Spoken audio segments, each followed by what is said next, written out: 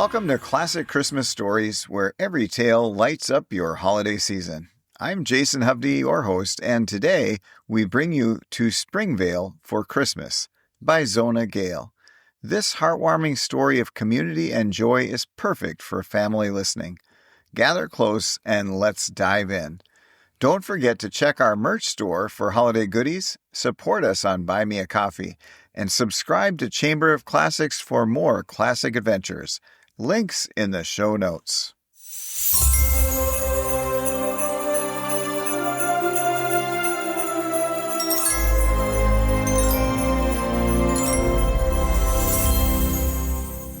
When President Arthur Tilton of Briarcliff College, who usually used a 2-cent stamp, said, "Get me to Chicago, please," his secretary was impressed, looked for vast educational problems to be in the making, and heard instead, "Ed?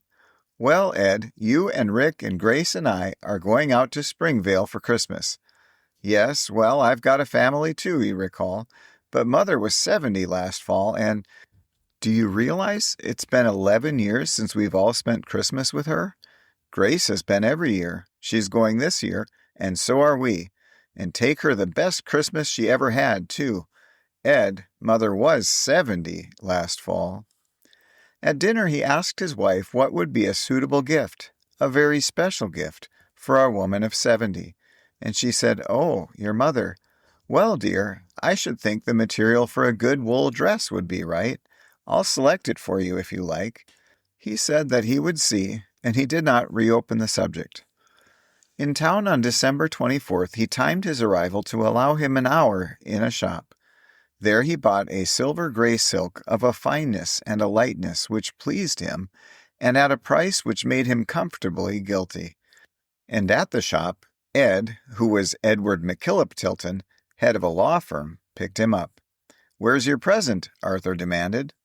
Edward drew a case from his pocket and showed him a tiny gold wristwatch of decent manufacture and explained, "I expect you'll think I'm a fool, but you know that Mother has told time for 50 years by the kitchen clock, or else the shield of the black marble parlor angel who never goes.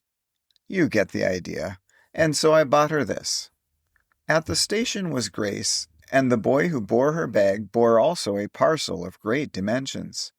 "Mother already has a feather bed," Arthur reminded her. "They won't let you take an automobile into the coach," Edward warned her. "It's a rug for the parlor," Grace told them.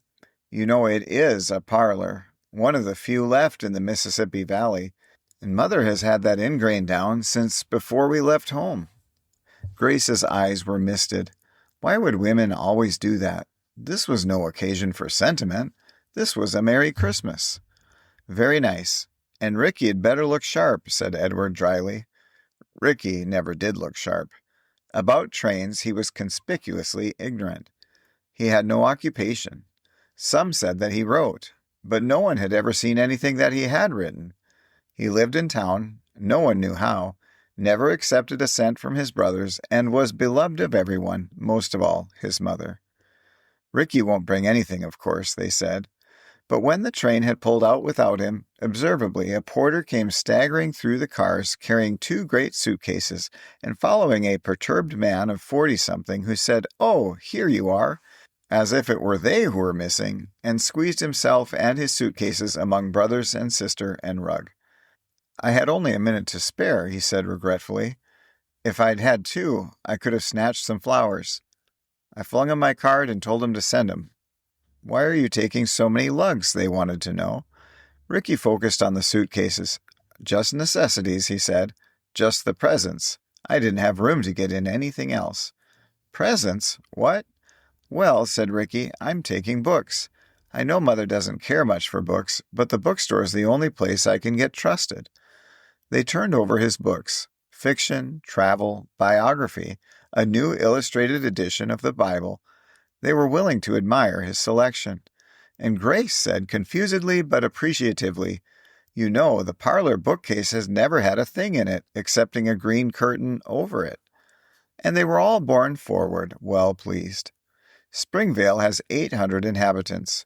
As they drove through the principal street at 6 o'clock in the evening of December 24th, All that they expected to see abroad was the popcorn wagon and a cat or two. Instead, they counted 7 automobiles and estimated 30 souls, and no one paid the slightest attention to them as strangers. Springvale was becoming metropolitan. There was a new church on one corner, and a store building bore the sign Public Library. Even the little hotel had a rubber plant in the window and a strip of cretonne overhead. The 3 men believed themselves to be a surprise, but, mindful of the panic to be occasioned by 4 appetites precipitated into a Springvale menage, Grace had told. Therefore, the parlor was lighted and heated. There was in the air of the passage an odor of brown gravy, which, no butler's pantry ever having inhibited, seemed a permanent savory.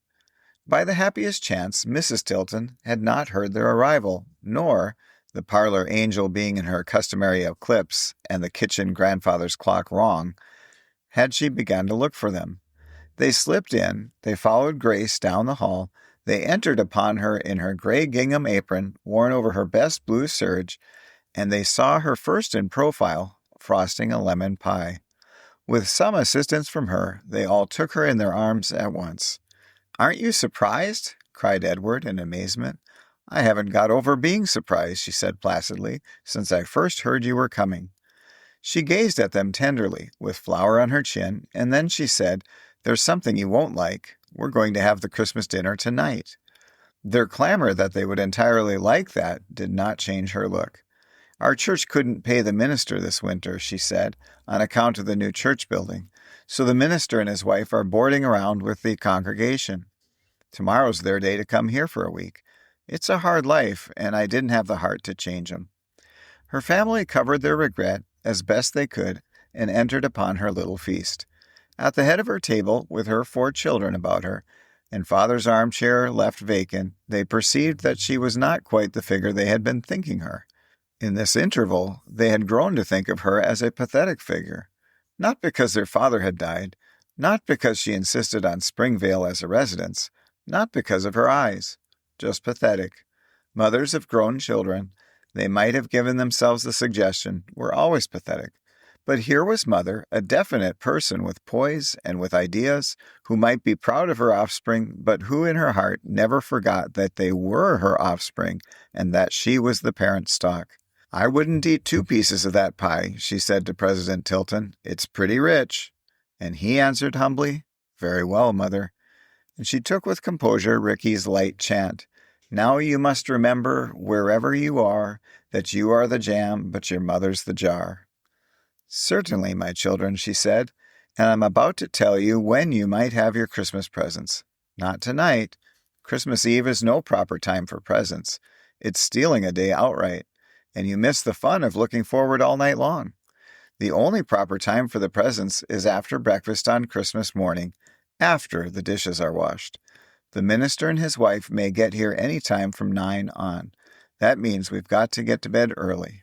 President Arthur Tilton lay in his bed looking at the muslin curtain on which the street lamp threw the shadow of a bare elm, which he remembered. He thought, "She's a pioneer spirit. She's the kind who used to go ahead anyway, even if they had missed the emigrant party, and who used to cross the plains alone.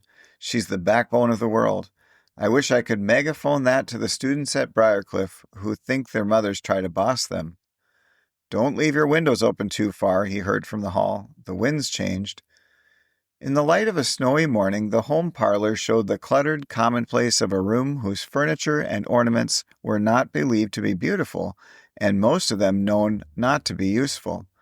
Yet when, after the dishes were washed, these 5 came to the leather chair which bore the gifts, the moment was intensely satisfactory. This in spite of the sense of haste with which the parcels were attacked, lest the minister and his wife arrive in their midst. "That's one reason," Mrs. Tilton said, "why I want to leave part of my Christmas for you until I take you to the train tonight. Do you care?" "I'll leave a present I know about until then, too," said Ricky. "May I?" "Come on now, though," said President Arthur Tilton. "I want to see Mother get her dolls." It was well that they were not of an age to look for exclamations of delight from Mother. To every gift her reaction was one of startled rebuke. "Grace, how could you? All that money? Oh, it's beautiful, but the old one would have done me all my life.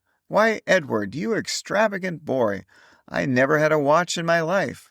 You ought not to have gone to all that expense. Arthur Tilton, a silk dress? What a firm piece of goods!